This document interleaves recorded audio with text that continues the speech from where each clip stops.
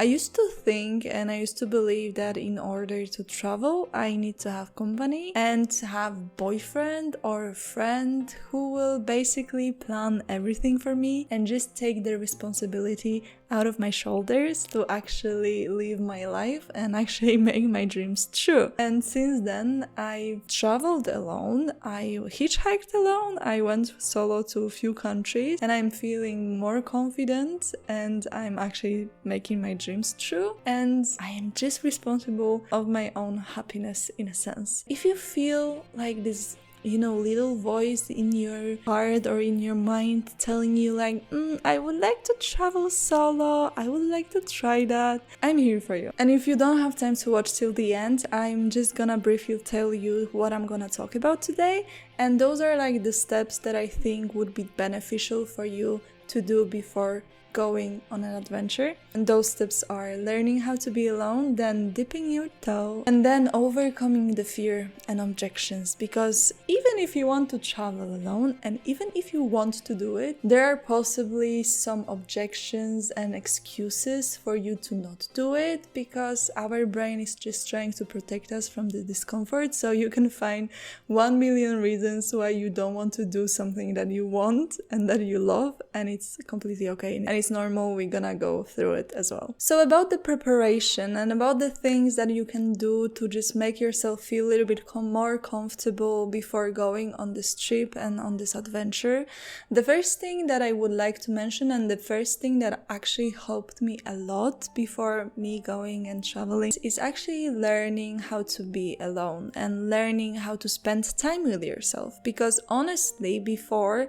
I was not able to spend time with myself, like quality time. I was always in need of company. I was calling friends even when I was going for walks, and I was like very clingy to my relationships, and I didn't have relationship to myself, which led me to thinking that why would I travel alone if I can't spend quality time with myself and have fun with myself? So that was very first step, and the crucial step that I had to learn is to just build a relationship with myself. And you can do it many different ways. I really started to develop the relationship with myself and learning how to be with myself and actually creating the dialogue when I started to journal with myself, like writing in a notebook my thoughts, my emotions, and actually asking myself what I like and what I don't like when I'm by myself, and just trying to explore more places on my own. And because as every relationship with yourself, it takes practice, it just takes effort, and you just need to get to know yourself, like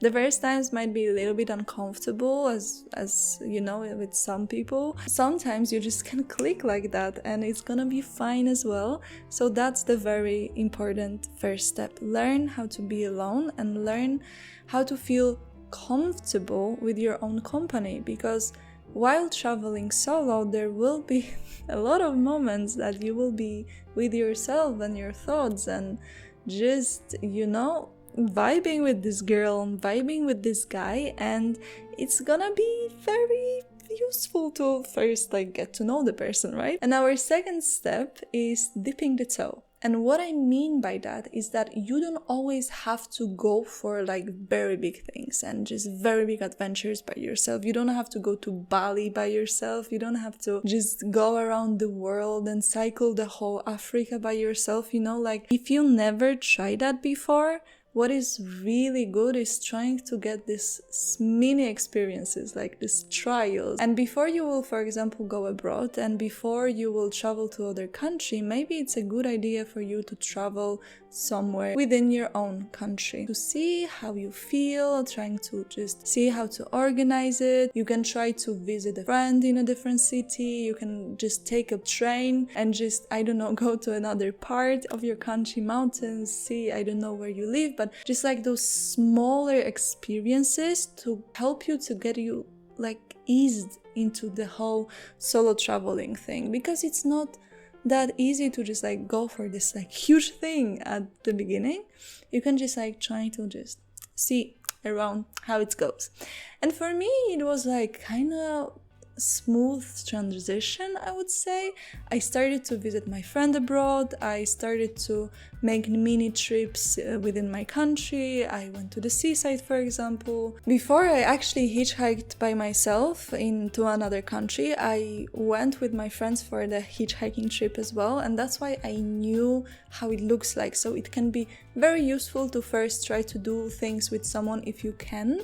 And my first hitchhiking, for example, it was like very spontaneous. I didn't plan it, but I was in the village. I was supposed to have a bus, but all of the buses, like, they were cancelled, and I started to call like, hello, are you coming? Like, I'm waiting for the bus, like, I need to get to the city. But no one was answering or saying like, oh no, we don't have buses anymore. And then I was like, you know, like, what can I do? Like, what can I do? And because I had this experience of hitchhiking before, my first hitchhiking was actually for like 40 kilometers. Very spontaneous because I needed to get to the city, you know, and it was a pleasant one. It was fine. But then because of that, I was like, I can actually do that alone. Like, it's not that scary, you know, like, I can.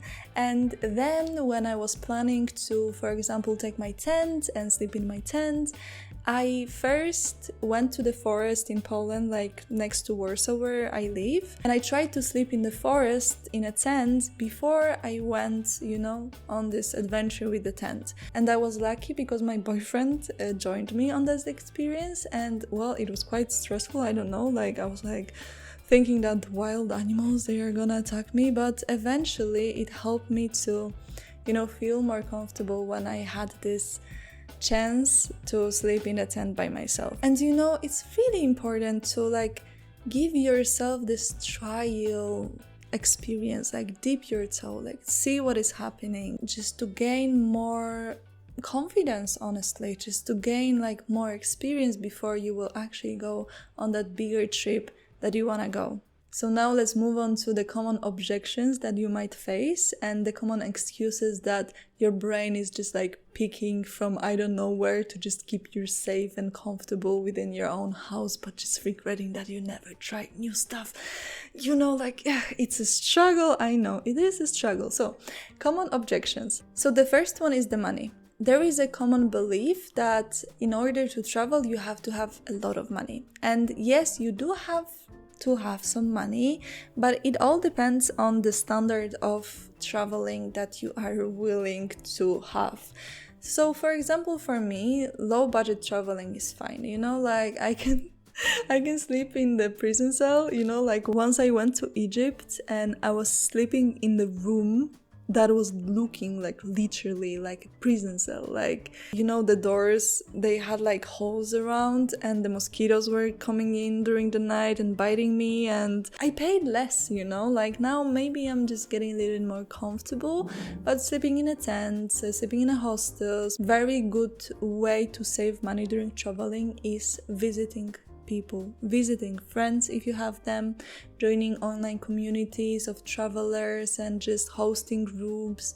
There are many hosting groups on Facebook, and also using the couch surfing. On the other hand, you can try to work, you know, like you can try to travel and work. I went to grape harvest once and I was like picking grapes in France and I earned, I don't know, like 800 euros for 2 weeks of work. So with that money, like you can come to France, for example, pick some grapes and then travel with that money and then come back home. You can try to hitchhike, you can try to find like many different ways how to save money during traveling. And as well, when it comes to like spending money and saving money, you need to ask yourself question where you want to direct your money, you know, is it for traveling or is it like for other things? So, you know, prioritizing and saving for your adventures is also really important. The second objection is actually connected to like lower self-esteem and not believing that you're able to organize everything, you know, like how can I organize everything? Like, I don't know, it's too complicated, and you can find like all of those thoughts in your mind, and I had them as well. But there is one girl, a traveler, like full-time traveler that I am following on Instagram, and she always says like something that resonates with me a lot, and she says like, come on, like you're dealing with so many stuff on daily basis. You're working, you are in school, maybe you pay taxes, you're just like trying to navigate your life. And if you're making all of those decision choices in your normal life, like you are able to travel, you are able to organize, like you can actually do it. There are so many things that you're dealing with right now, and it is possible for you to expand your knowledge and try new things. And traveling, it is not that difficult. When you will get it into the flow and when you will start to learn more and educate yourself more, it will get easier in time. And right now there is like abundance of information in internet, and you can research, you can ask in groups, you can like ask around your friends, or not even friends, not even people that you know, like find locals on Facebook groups. I don't know, like there's so many ways to actually get the information and plan this. Although I'm not really good in planning, to be honest. I always try to just go with the flow, but yeah, I'm just like booking the tickets, I go somewhere and I'm like, okay, so what's now? But that's my style. If you like to organize things, you can definitely do it. Like you're already doing so much. So another thing is safety. And when it comes to safety, as you have this safety rule in the place that you live in, that you are not going to the shady places, talking with shady people and doing shady things, this is the same what you have to do during traveling.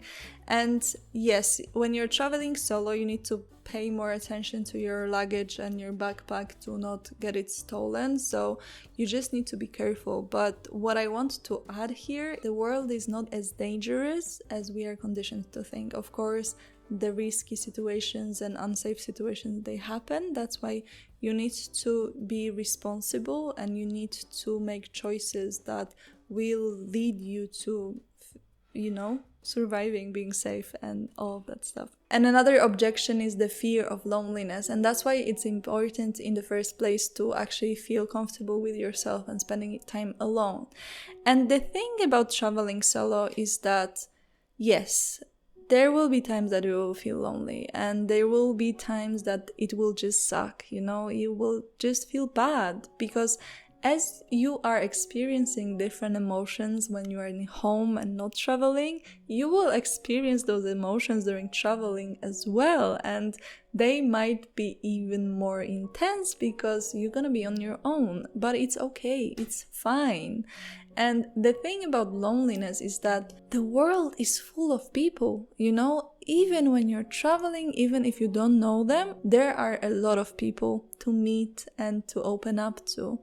And traveling alone requires you to open up to strangers.